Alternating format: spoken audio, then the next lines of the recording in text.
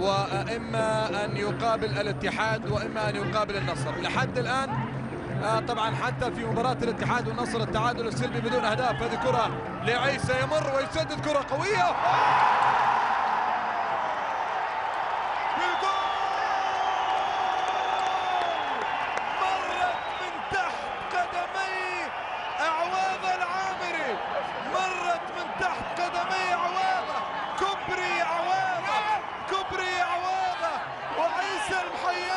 سجل الهدف الاول في المباراه بعد تسديده قويه جدا، تسديده قويه جدا، والهلال يفتتح التسجيل عن طريق عيسى.